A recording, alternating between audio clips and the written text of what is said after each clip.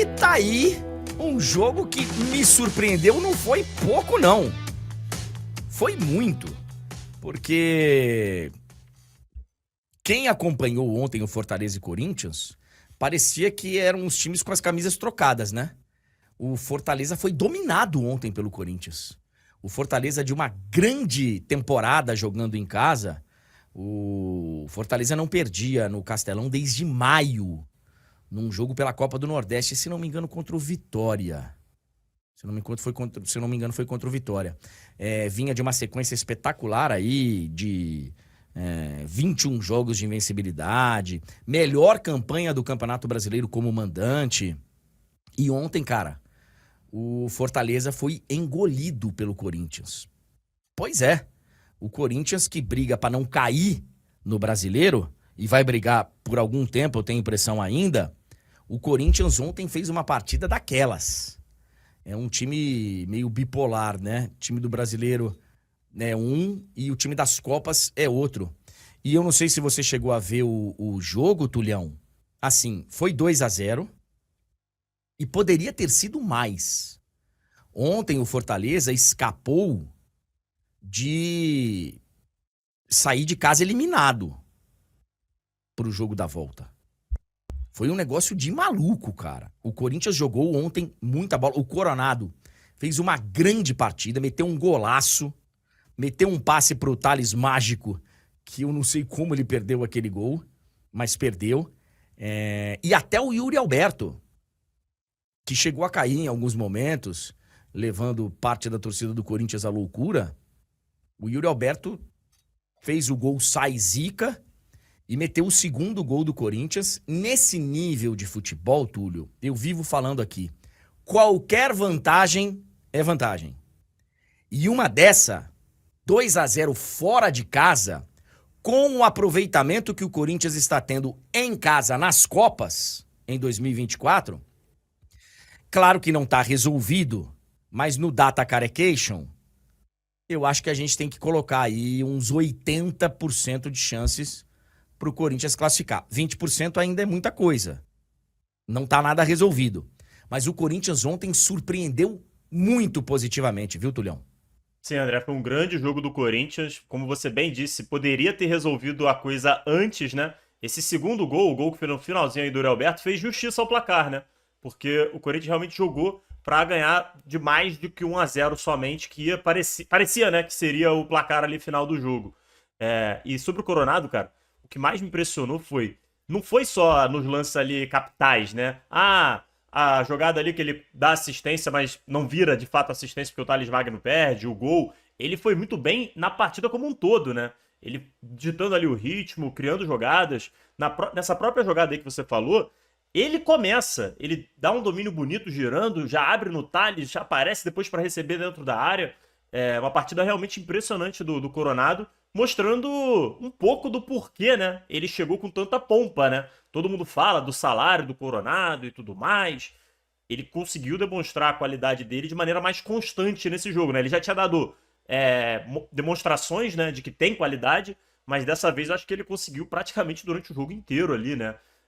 Mostrar a qualidade que ele tem. Se continuar assim, o Ramon Dias vai ter que dar um jeito de colocar ele e o Garro juntos. Porque teoricamente, né, não funcionaria os dois juntos, pelo menos na cabeça do Ramon Dias, mas o Garro também tá jogando muita bola. Ontem ele jogou alguns minutos, não fez aquele, né, não foi aquele jogador Foi diferente que a poupado, gente... né? É, o Corinthians ontem, inclusive, administrou minutos de vários jogadores. O André Ramalho não jogou. O Corinthians passa a ter aí um elenco que é um elenco pra escapar de Série B. Se vai dar tempo ou não, a gente não sabe. Mas o Ramon Dias agora, o Ramon e o Emiliano, eles têm boas opções, né? O Bidon, por exemplo, que nem vinha sendo utilizado, ontem fez uma grande partida. Fez uma grande partida. O Breno de Oliveira estava falando aqui no chat, inclusive lembrando disso, foi um dos melhores em campo, o Bidon, sem dúvidas. Sem dúvidas, foi um dos melhores em campo. Então, assim, o Corinthians passa a ter opções, só que a prioridade, e o Ramon ontem, ele voltou a falar sobre isso, prioridade é o Campeonato Brasileiro. E o Corinthians, se a galera não conseguiu virar a ficha ainda, já deveria ter virado a ficha. A galera tem que considerar amanhã não é um jogo de mata-mata, tipo quartas de final da Sul-Americana ou semifinais da Copa do Brasil que vão acontecer aí diante do Flamengo. O jogo que o Corinthians vai fazer sábado contra o Atlético Goianiense é final de Copa do Mundo. E cada jogo do Corinthians na Série A tem que ser encarado dessa forma até conseguir escapar, se é que vai conseguir. Eu vivo falando aqui, Túlio, que um time quando tá azeitadinho, quando tá jogando bola e tal, vira e mexe acontece aquele jogo que o desempenho não é tão bom. Quando ele ganha, escapou, velho, vambora. Não é todo dia que vai dar certo da gente ter o nosso futebol aqui, que a gente treinou, que a gente sabe que a gente pode jogar. Mas se o resultado veio, menos mal. E o momento do Corinthians, ele tem semelhanças com essa linha de pensamento, porque assim, não interessa só o Corinthians jogar bem. Porque jogou bem contra o Botafogo. Jogou bem em alguns outros momentos aí. Mas o resultado não veio. E o resultado agora precisa vir. Não interessa se vai jogar bem, se vai jogar mal. O Corinthians precisa ganhar sábado, 4 da tarde, contra o Atlético Goianiense. E o Fortaleza, numa outra briga, também precisa ganhar o jogo dele contra o Bahia no final de semana. Vai ser sábado à noite no Castelão. Porque agora também tem a pressão pro Fortaleza. Gente, esse confronto aqui, de quartas de final de Sul-Americana, ele tinha um favorito. E o favorito era o Fortaleza.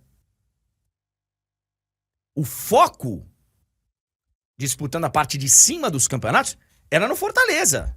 E digo o seguinte, tá, André? Esse jogo era muito mais importante para o Fortaleza, sem dúvida alguma.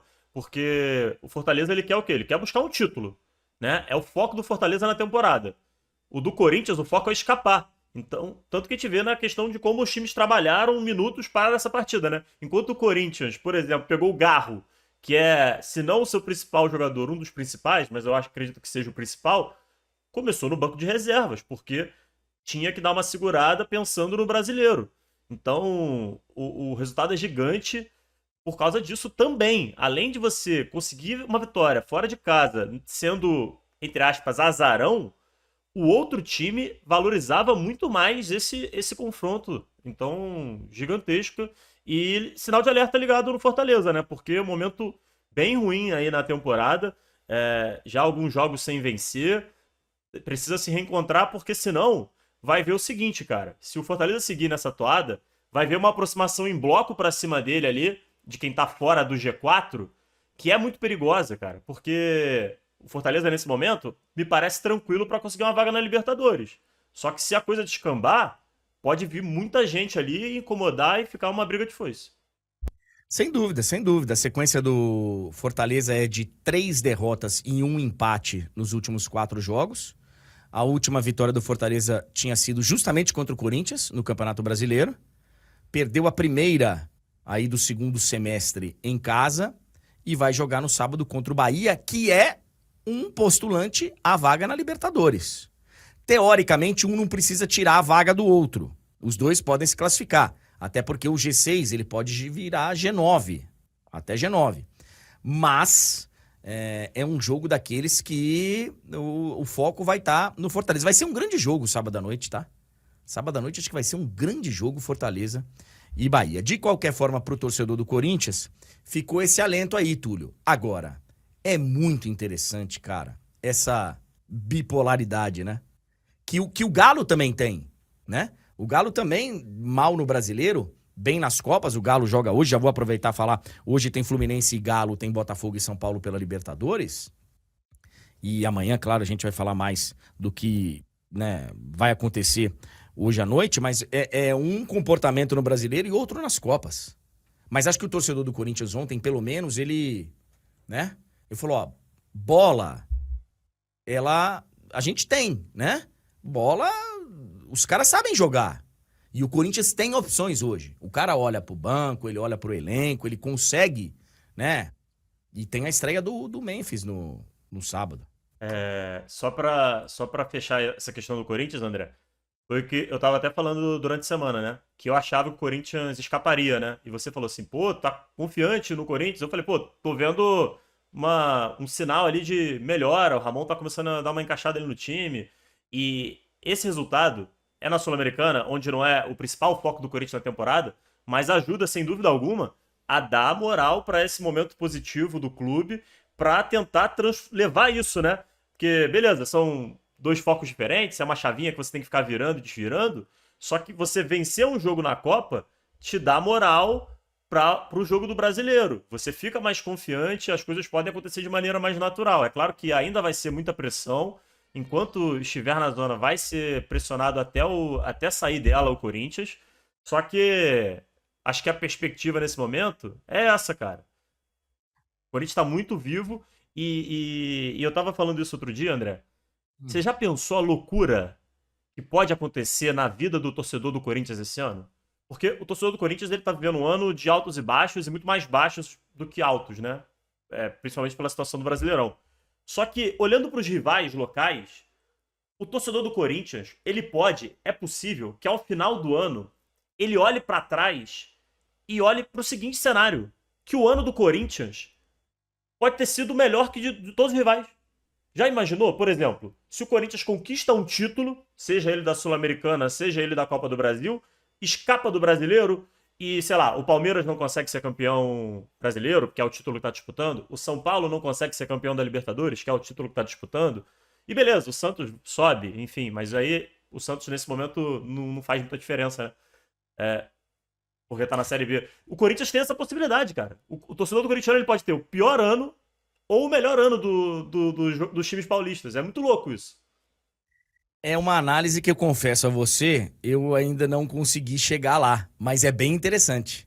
É bem interessante, porque realmente isso pode acontecer. O Corinthians está vivo em 3 competições e tem boa vantagem já em uma delas, né? Na Copa do Brasil já, na Sul-Americana, perdão, conseguiu uma boa vantagem.